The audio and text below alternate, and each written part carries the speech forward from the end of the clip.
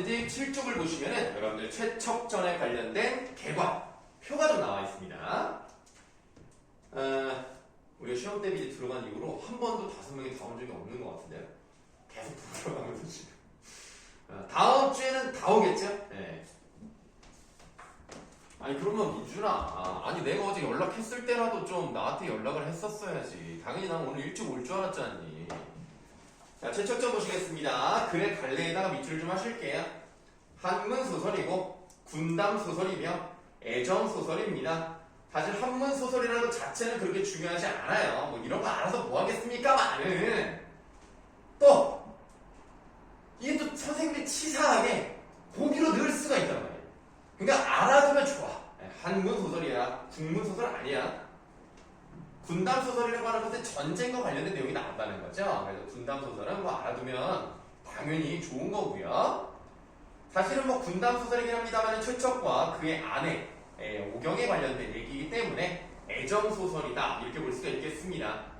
성격을 보시면 사실적, 불교적, 우연적 다 밑줄 하시고요.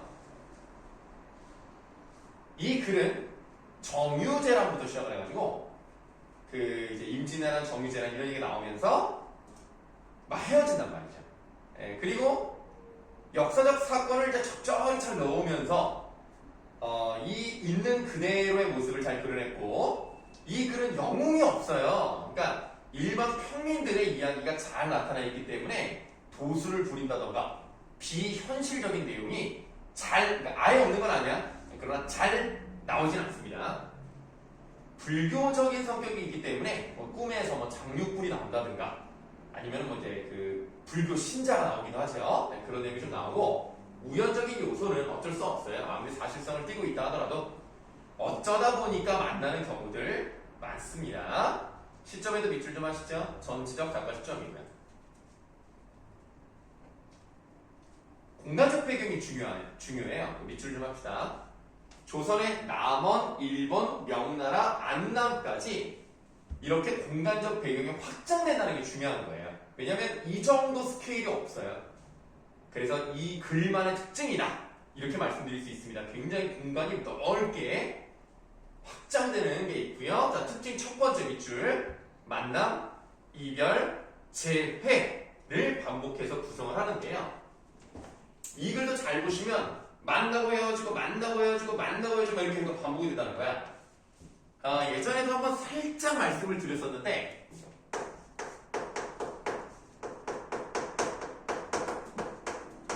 이생규장전이라고 하는 김시습의 소설이 있어요.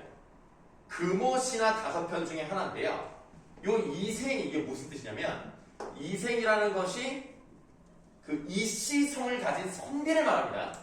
요거는 여러분들 내신을 떠나서 모의고사 푸실 때 김생, 유생, 이생 이렇게 나오면 이씨성을 가진 선비, 김생이면 김씨성을 가진 선비 이렇게 하시면 돼요. 그러니까 남자를 말하는 거예요.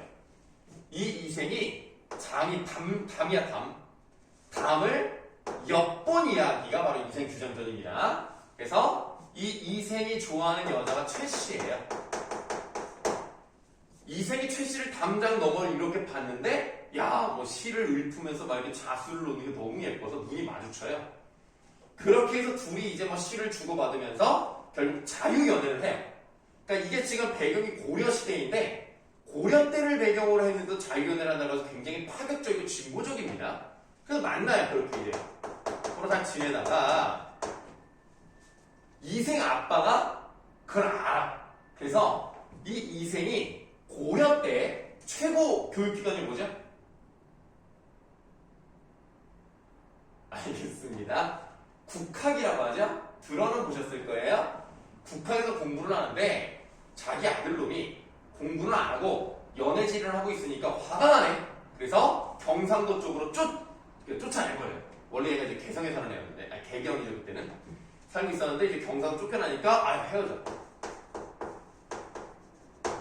그러니까 최씨가 이제 상사병이 생겨가지고 맨날 보고 싶다는데 밥도 안 먹어. 그러니까 최씨 아빠가 이유도 모르게 얘가 왜 이렇게 아픈지 모르니까 얘기를 한번 해봐. 그랬더니 사실은 이러이러해서 제가 상사병에 걸려서 이렇게 됐어요. 그러면 결혼시켜주면 되지 않느냐. 해서 최씨 아빠가 이생 아빠를 찾아가서 설득을 합니다. 근데 우리 집이 조금 가난하긴 해도 그래도 예로부터 우리 집안은 좀 요런 높은 집안이고 그쪽은 조금 우리 집보다는 좀 안 좋은 집안인데다가 우리 애는 공부를 해야 되니까 지금 결혼 안 되겠다 했더니 이 최 씨 아버지가 그러면 우리가 모든 결혼 비용을 다 대려줬거든. 모든 결혼식 비용, 음식 비용, 예단, 예물 우리가 다 할게요. 그러면 결혼을 시켜줄 거예요? 그랬더니 헐, 좋다. 그래서 결혼해. 그래서 만나. 아이고 그런데 이 고려 때 저기서 누가 쳐들어와? 이 중국 쪽에서 홍건적이 쳐들어오네. 쳐들어와가지고 사람 막 냅다 죽이니까 이 가족 중에서 이생 빼고 나머지가 다 죽은 거야. 이별했죠? 그런데 얼마 뒤에 이 여자가 다시 환신. 그래서 다시 와요, 이 세상에. 만남. 근데 이미 죽은 사람이니까 계속 여기 있을 수는 없잖아. 3년 뒤에 다시 저승으로 돌아가요. 이 이별. 이렇게 끝나요. 만남, 이별, 만남, 이별, 만남, 이별. 요것도 그렇습니다. 만남, 이별, 만남, 이별. 요런 이제 비슷한 게 언급될 수 있어서 한번 설명을 드려봤어요. 그러면 한번 내용을 보도록 하겠습니다. 페이지 10페이지로 가시겠습니다. 이거는 선생님이랑 1, 2월 달에 한번 배운 적이 있는데요. 그래서 아주 자세히는 가진 않을 거고요. 거기다 언급하지 못했던 거를 좀 더 설명을 많이 드리도록 하겠습니다. 앞부분에 줄거리가 되어 있네. 남원 사람이라고 되어 있어요. 남원에다가 네모를 하시고요. 실제로 이 등장인물이 어디에 살았는지가 나왔다는 것은 이 최척이라는 사람이 뭐 실존 인물이다 아니다 이건 중요하지 않습니다. 어쨌든 중요한 건 뭐냐면 공간적인 배경을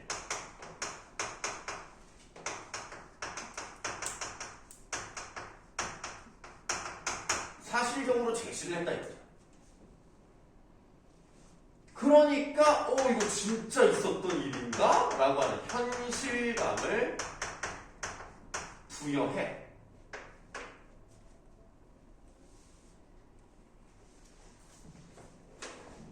자, 남원 사람인 최척은 부친의 친구인 정생원의 집으로 공부를 하러 다니다 정생원의 친척이자 과부인 심씨의 딸 오경이니까 오경이 과부가 아니고 심씨가 이제 오경의 엄마죠. 심씨가 과부고 그 과부의 그러니까 과부란 말 남편이 죽은 거야. 그래서 그 과부의 딸인 오경에게서 자 거기 밑줄을 할게요. 심씨의 딸 오경에게서 구애 쪽지를 받는다. 그러면 여기서 보시면 오경이 여자잖아. 요때 여자가 먼저 구애를 한다는 것은 좀 파격적이다 이거예요. 오경의 어떤 성격을 알 수가 있냐면 상당히 적극적인 여자구나 라는 걸 알 수가 있고요. 그런 것들을 본다면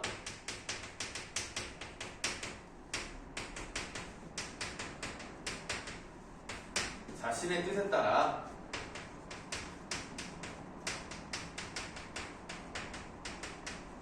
배우자를 선택했다는 것을 보면 야 상당히 적극적이고 진보적인 여자구나 라는 걸 알 수가 있겠습니다. 이 당시 사회적 분위기가 맞지가 않아요.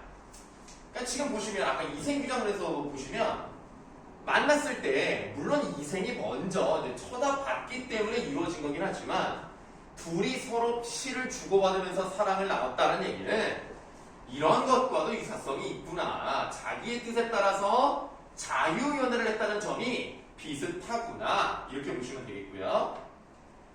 그 최척은 오경과 편지를 주고받으며 사랑을 확인하고 이건 똑같네요. 이생규장들하고 정생원에게 혼당 주선을 부탁한다. 두 사람은 마침내 약혼을 하게 되지만 혼인날을 기다리던 중 이거 밑줄에 봐. 최척이 외병의 침입을 막기 위해 의병으로 전쟁에 나가게 돼요. 그러니까 지금 여기서 뭐가 일어난 거예요? 이별이 일어난 거죠. 그러니까 순서가 완전히 똑같지 않습니다만 이생규장전도 홍건적이 쳐들어오면서 이별을 맞이하는데 여기도 이렇게 전쟁이 일어나면서 이별을 했다는 점이 비슷하게 좀 가고 있어요. 자, 혼인날이 지나도 그가 돌아오지 않자 심씨는 부잣집 아들인 양생이니까 양씨성을 가진 선비죠. 양생을 사이로 맞으려 한다. 하지만 밑줄 오경은 최척을 끝까지 기다려 혼인합니다. 성격이 아주 강인하죠.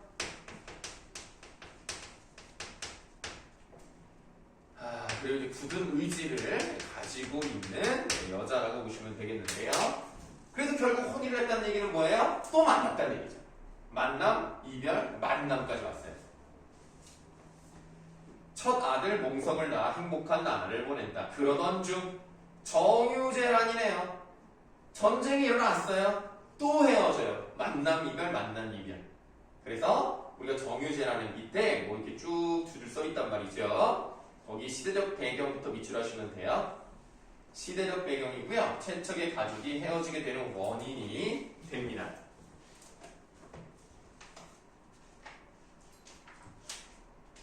자, 어디를 보시냐면 31쪽에 가문단을 한번 보도록 할게요. 31쪽에 가문단. 정유재란이 일어나서 가족들이 다 끌려가든지 뿔뿔이 흩어지든지 이런 내용이 나오는 겁니다. 가문단에 최척은 가슴을 치고 발을 부르더니 복받치는 슬픔에 기절하여 쓰러지고 말았다. 가족들이 다 끌려간 거예요. 일본 놈들한테. 그리고 자기 아들은 죽었는지 사는지 모르겠어. 잠시 뒤에 정신을 차렸으나 어찌해야 좋을지 알 수 없었다. 몸을 추슬러 섬진강으로 가니 전라도니까 섬진강이 있죠. 강가에 상처투성인 노인과 어린애 수십 명이 모여 앉아 울고 있는 모습이 보였다. 최척이 다가가 사정을 묻자 모여있던 이들 중 누군가가 이렇게 대답했다. 우리는 산속에 숨어있다가 이곳으로 끌려왔어. 외적의 배에 이르니 밑줄합니다. 젊은이들만 배에 태우고 라고 되어 있는데요. 여기서 이제 오경이 어떻게 하고 있었느냐. 전쟁 중에 좀 위험하니까 남장을 하고 있었거든요. 남장을 하는 오경이 끌려갔다는 것을 이제 알 수가 있습니다. 이 내용이 좀 빠져 있어서 설명을 좀 드렸고요.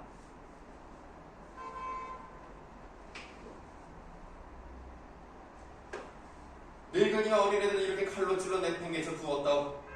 최척음 없이 서럽게 울다가 홀로 세상에 살 뜻을 잃고 자결하려 하였다. 그러자 곁에 있던 이들이 최척을 구하여 자살하지 못하게 했다. 최척은 홀로 터벅터벅 강가를 걸었으나 갈 곳이 없었다. 사흘 밤낮을 쉬지 않고 걸어 고향집에 이르렀다. 담장은 떡새. 담장은 무너져 있었고 깨진 기와장이 굴러다녔다. 아직도 타다 남은 불이 있었고 곳곳에 쌓인 시체가 언덕을 이루어 발 디딜 틈조차 없었다. 받으시면 바로 이 부분이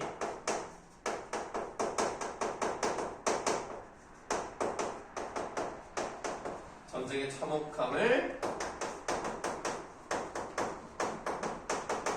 사실적으로 제시한 부분이다. 그래서 이 글이 사실성을 띠고 있다 라는 것을 여기서 제대로 알 수 있죠.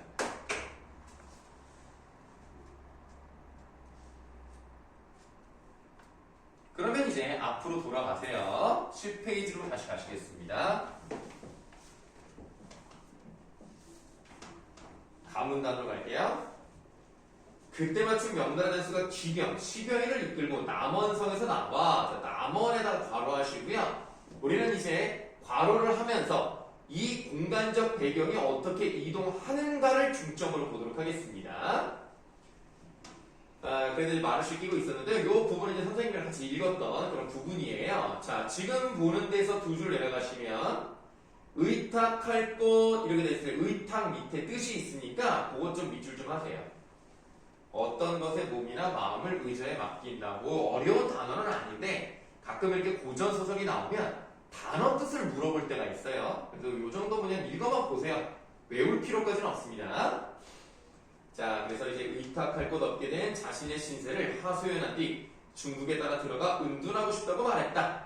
자, 두 줄 내려가셔서 나는 오충병의 전총. 그때도 설명을 드렸었는데요. 총병이라는 것은 고위직, 무관을 말하고요. 천총은 하급, 무관직을 말합니다.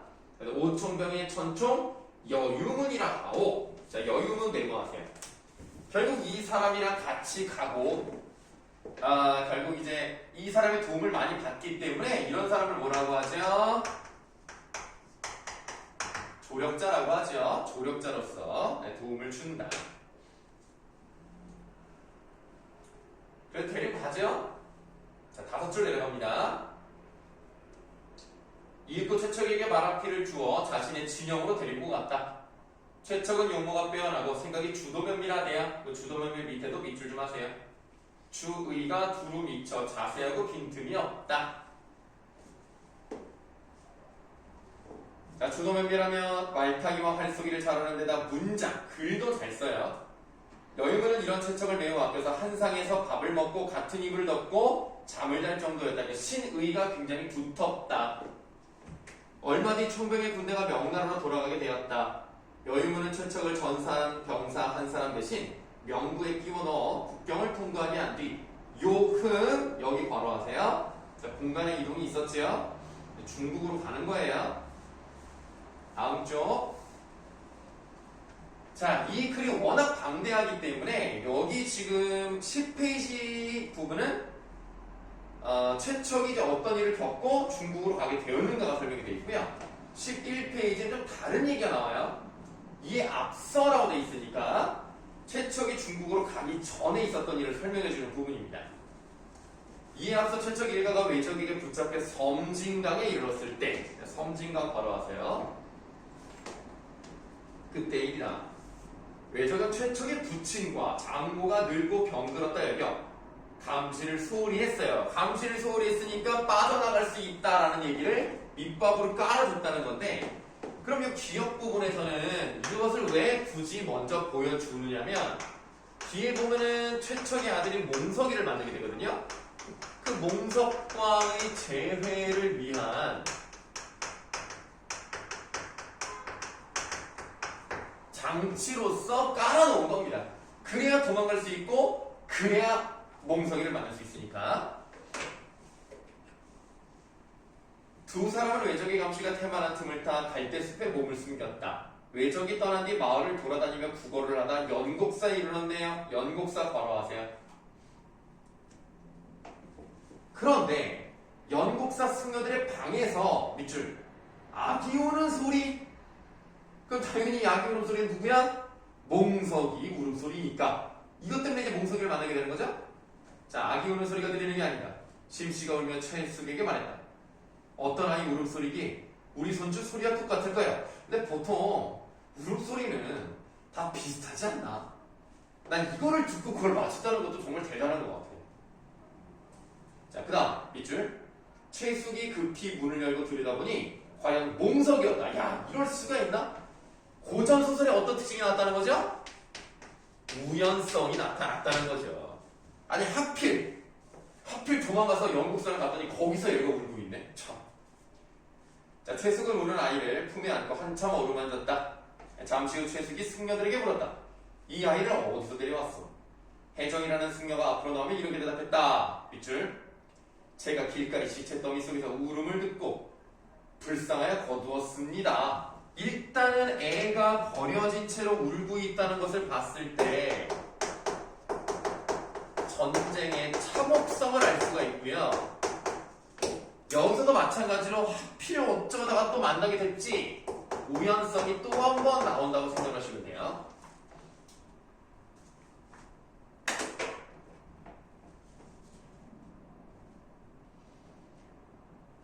자, 혹 아기의 부모가 찾아오지 않을까 해서 기다렸는데 지금 과연 그렇게 되었으니 이 어찌 하늘의 도움이 아니겠습니까?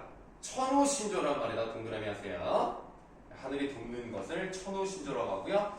요거는 B+급 정도의 중요도를 가지고 있다. A급은 아니지만 좀 그래도 나오는 편이다. 이렇게 좀 말씀을 드립니다. 가문단 가죠. 이번에도 다른 얘기가 나왔죠. 그러니까 아까 가문단은 최척, 나문단은 최숙이랑 심씨, 다문단은 오경입니다. 좀 이게 다르게 나와 있는데, 오경은 외적 도누라는 자에게 붙잡혀 있었는데요. 도누는 또 오경의 조력자라고 써있네요. 그 동그라미 하시고. 졸자가 지금 각각 하나씩 나왔어요. 자, 도누는 늙은 병사로 살생을 하지 않는 불교 신자입니다. 그래서 이제 불교적인 성격이 나온다고 보는 거죠. 본래 장사꾼으로 항해에 능숙했으므로 외장 소서임장이 그를 선장으로 발탁을 했습니다. 도누는 명민합니다. 그 명민하다고 밑에도 밑줄 좀 하시고, 명민한 오경이 마음에 들었어요. 그래서 달아날까 싶어 좋은 옷과 맛난 음식을 주어 그 마음을 안심시키려 했다. 오경은 물에 빠져 자살할 생각으로 몇 번이나 배에서 빠져나왔지만 그때마다 들켜서 뜻을 이루지 못했습니다. 어느 날 밤 오경의 꿈에, 요게 중요하죠. 요거는 나올 가능성이 높아요. 자, 꿈에 장육불이 나타났는데요. 장육불은 약 5m 정도 되는 금불상입니다. 굉장히 높은 거죠. 5m면은 뭐 2층 정도 높이가 되는 거예요. 조금 낮긴 한데. 그 장육불이 나타나가지고 이렇게 말합니다. 나는 만복사의 부처다. 죽어서는 안 된다. 훗날 반드시 기쁜 일이 있을 것이다. 했을 때, 자, 기쁜 일에다가 뭐라고 쓰면 되겠어요? 기쁜 일은 당연히 뭐야? 세척과 만나는 거겠지? 그 재회를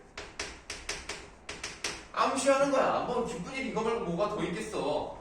이렇게 암시를 하는 뭔가가 나타났으니까 여기서 우리는 고전서들의 특징 중에서 뭐를 할 수 있다는 거예요? 비현실적인 전기성을 느껴볼 수가 있다. 이 부분은 좀 잘 나오는 편이니까 좀 잘 봐두시고, 전기성이란 말의 뜻을 다시 한번 말씀드리면 기이, 신기하고 기이해서 전할 만한 성격, 이게 바로 전기성입니다. 그래서 우리가 보통 비현실적이다 와 같은 뜻으로 써요. 그래서 이제 전기성이 있는데요. 오경이 꿈에서 깨어 그 꿈을 가만히 생각해보니 그런 일이 전혀 없으란 법도 없을 것 같았죠. 그래서 밥도 먹고 막 살았단 말이에요. 그럼 우리가 이거 아까 네모친 꿈에다가 표시를 안 했단 말이야.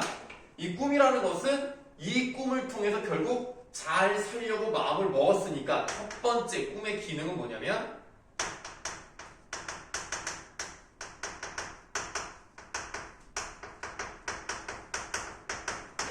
절망에서 벗어나는 계기가 되겠죠?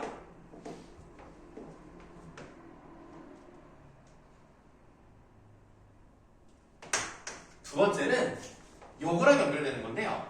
앞으로 어떤 일이 있을 것인가를 넌지시 알려주는, 은근히 암시해서 사람들에게 알려주는 그런 장치를 뭐라 그러죠? 복선에 해당한다. 이렇게 보시면 되겠죠.